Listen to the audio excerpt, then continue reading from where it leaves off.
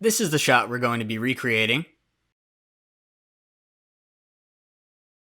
First thing you want to do is increase the size of your composition by just a little.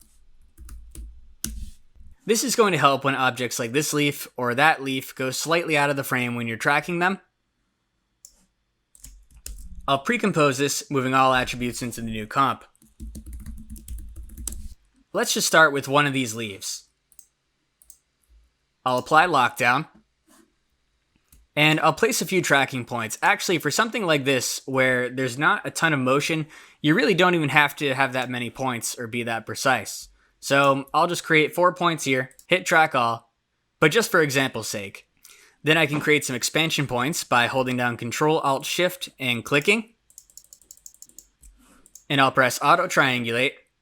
Right now, these are not moving, so we have to go to Interpolation and use one of the interpolation modes. Right now there's only one, there will be more. Give that a second, that can take some time to process. And this is probably good enough. I'll press lockdown on the first frame. I think it's helpful to use the same frame to press lockdown on when you're going to be doing multiple layers. And I'll just hide this background layer for a moment so you can see what's happening. We have just this checkerboard layer that is following the motion of that leaf.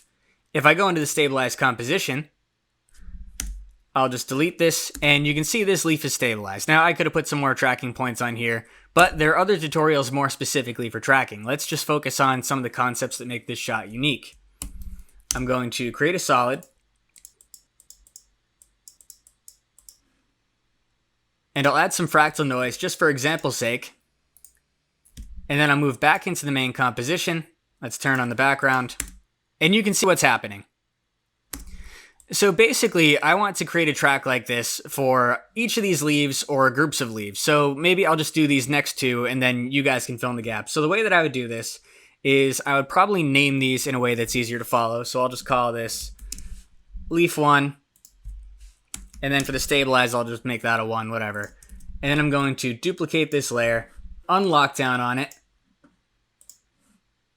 go into the pop-out, select the points, alt-click to delete them, and then I'm going to create some more tracking points on these leaves. And actually, I can make the expansion points now. It doesn't matter. Just holding Control-Alt-Shift and clicking. These won't track because they're orange. And I'll press track all.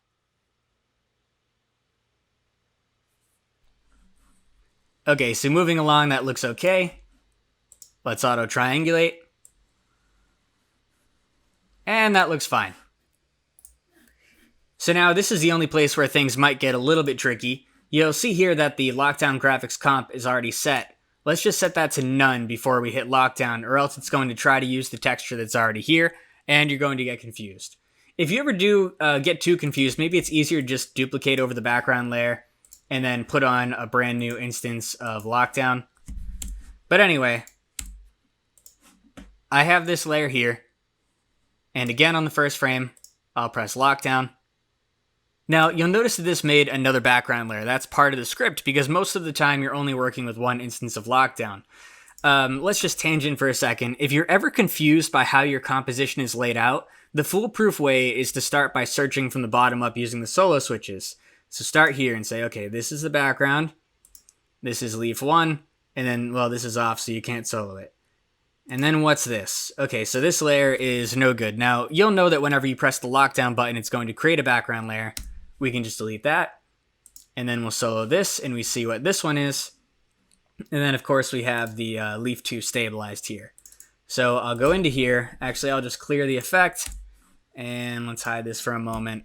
And I'm going to create, let's just create a mask around here just for example's sake. Turn this on, and I'll make that a different color.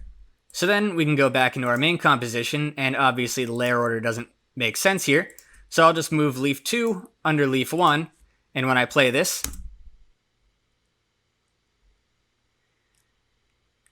you can see that now both of these leaf groups are tracked. So maybe you have to do this 4 or 5 times depending on how many different leaves are in the shot. And you could probably combine a few. Actually, when you think about it, this could probably even be on the same layer as these ones because there's no overlap. It's up to you on how you separate it. The next step is in Photoshop, and I can't really teach you how to paint. However, I will show you the file that was painted by this most excellent artist.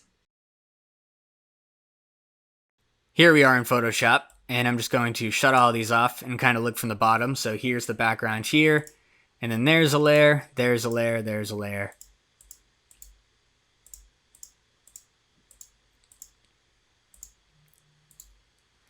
So you basically just need to go to the first frame and paint these over in layers in Photoshop in a way that they equate exactly to the layers here in After Effects. You can also save each of these as individual frames. So just for example's sake, let's take this, composition, save frame as file, we'll make a PNG, saving out a still. Maybe it makes sense to just name it by layer. This was leaf 1. And in Photoshop, we can drag this layer in, and you'll see how it's aligned, and then you can create a new layer or paint over it, whatever. There are far better Photoshop tutorials out there. I won't spend too much time on that.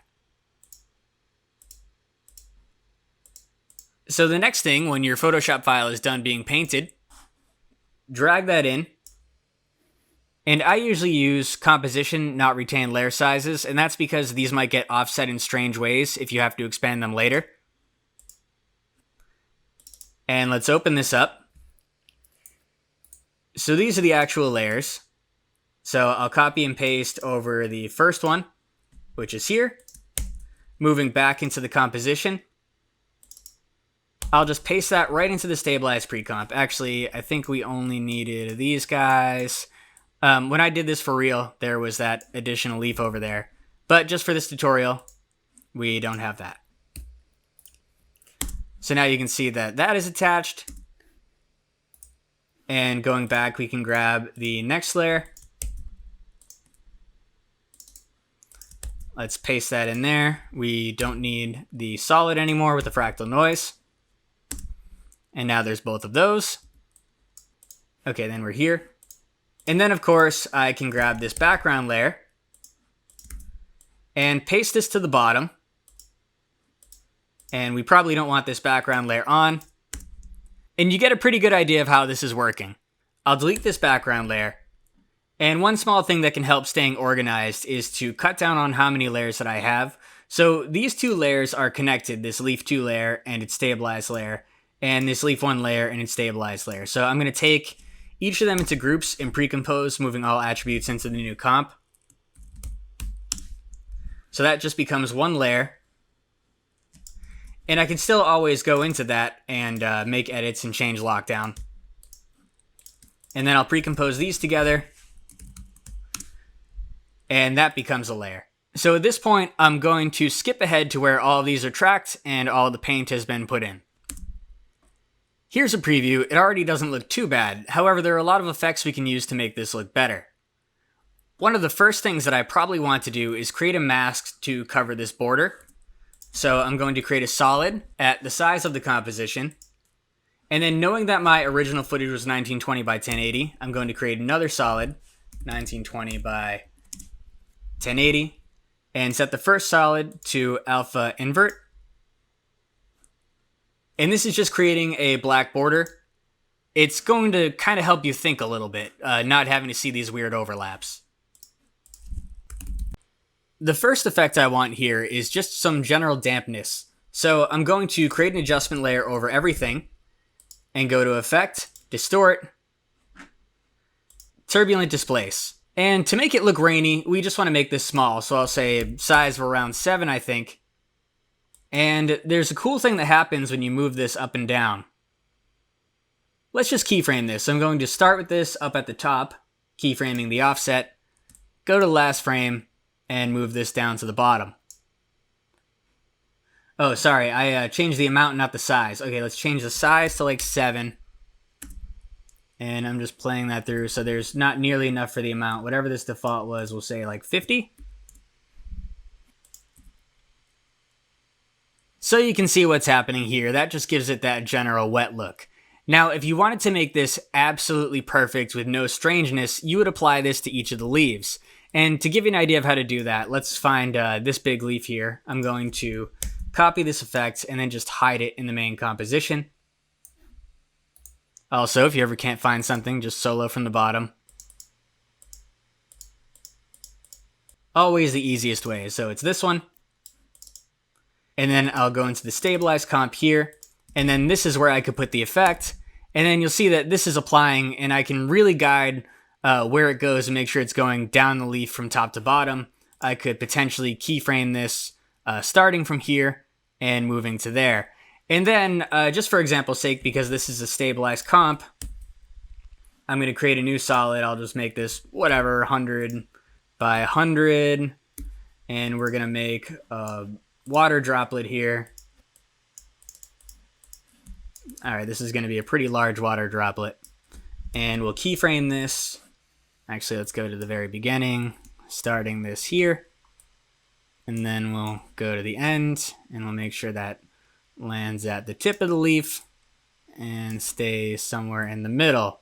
So this is the stabilized pre-comp on top of this leaf, and you'll see that this is tracing straight down the center of that leaf. And then when we go back into its lockdown comp, even though this leaf is wiggling, this is part of the texture of the leaf, and it's staying tracked on there. So I didn't actually go through this level of detail. I'm going to go back in here, and I'm going to delete this raindrop, and I'm going to delete this turbulent displace. But I know some of you might want to do it a little bit better, so that is an option. Moving back into this main comp, I'm going to rename this displacement, and I'll turn this back on. And now, one of the issues you're going to see is that these edges are getting warped in a strange way. Well, there's a pretty easy way to fix that. I'll hide this border for a moment. And we have this background. And there's an effect called Repetile. I'll apply that to this layer. I'll set it to unfold. And then just kind of increase it on either side there. So actually, let's take a look with all the effects on. And when I increase this up, you can see that's just going to fill in that area. So that way the displacement is showing underneath this border here. That totally works.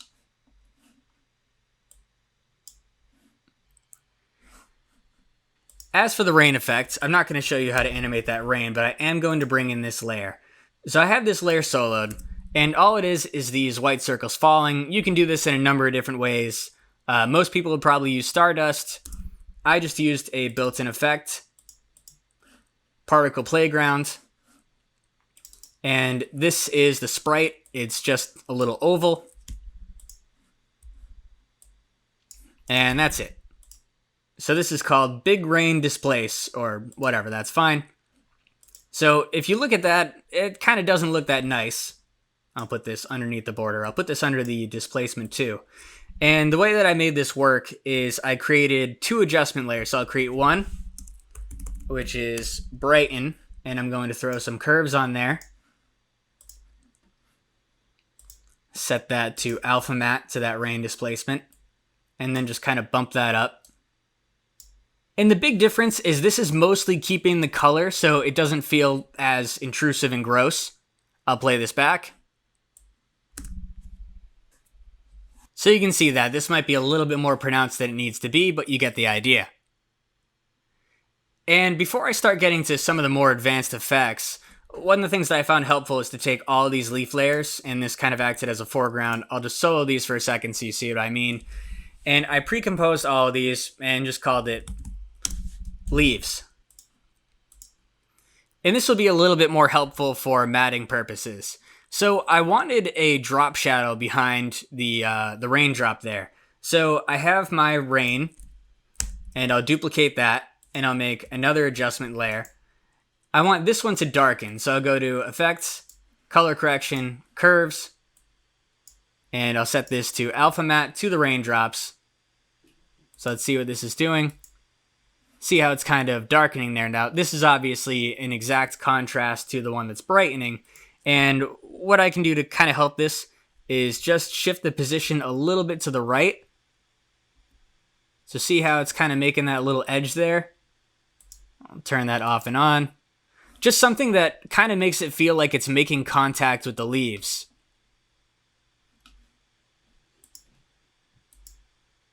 I can exaggerate this a little more. And again, I'm using curves because I want it to keep the saturation and color of the shot. But now, where this is going to look a little bit strange is when it's over the background, because this is far off in the distance and it wouldn't be creating a shadow. So that's why I have this leaves layer here, which I can use as a mask. So I'll duplicate it and move it together with the rain layer. And I'll pre-compose these together and then go into this composition. So I'll set the rain layer to use this above layer as an alpha mask. For whatever reason, it offset it in time backwards, but if you take a look, these shadows are only going where they overlap with the leaves. That's fine. So I'll move back into this composition, and I'll set this darken layer to alpha matte to this mask that we just created. And now we're going to get that drop shadow effect just on the leaves and not on the background. And here's what that looks like.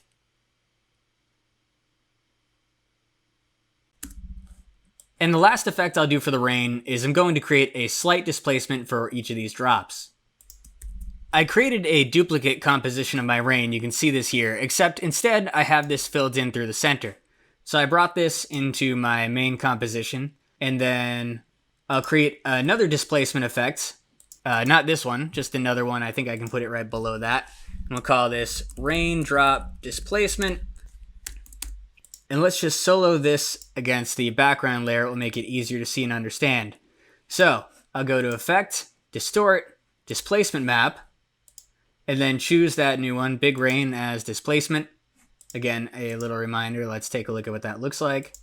And let's just offset this and see how this is kind of pushing that layer down where those big drops are.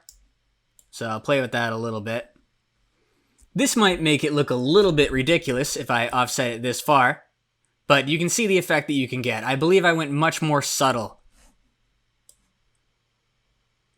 That's actually pretty cool. Let's see this in real time.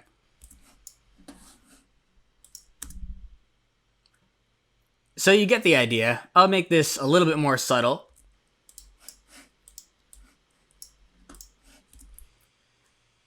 And I think that helps. The nice thing about this is when you do this displacement, it just helps blend this edge so it doesn't look so flat. Just makes it look a little bit more liquidy. And I know that most people might advise against this, but you can actually play with the opacity on this. And I find that you can get good results. It kind of makes it look milky. Good enough. And the last effect I'll show you is light wrapping. Alright, there are a million tutorials on light wrapping. I'm not going to explain it, I'm just going to do it. So we have the leaves layer here. And we have the background layer here. And we just kind of want it to look like the background is blending, reflecting off of the leaves. So to do this, let's take both of these, duplicate them, and I'll move them up top underneath the displacement. And I'm going to take the leaves layer, duplicate it. So now there are two leaves layers, and I'll pre-compose them together. Call this Light Wrap Matte. And now I'll move into here, and I'm going to set the bottom layer to Alpha Matte Invert, and on the top layer, I'll add a fast box blur of not too much, just enough. So this is acting as the edges. So I'll just solo this for some context. This is basically just a matte. And then I duplicated my background layer here, and I'm going to set this to alpha matte to that light wrap layer. So this is the color of the background bleeding slightly over the edges. So unsoloing this, let's turn this off and on. See what's happening there. It's kind of like fading over those edges. So one thing that's a little weird is that this is getting completely transparent. It actually doesn't work too poorly because these are leaves, but just on principle, you typically want to blur this background layer when it's being used as a light wrap. And that's going to kind of solidify the edge. So right here is a good example where we can, we're kind of seeing through and seeing this exact texture. If we blur this, we're going to get a lot of that color, but we're not going to have it feel see-through. So I blurred this a little bit too much, but let's just take this down and just bring it up so it doesn't feel like it's see-through. Something like that, like 20 pixels. So let's do that light wrap off and on again.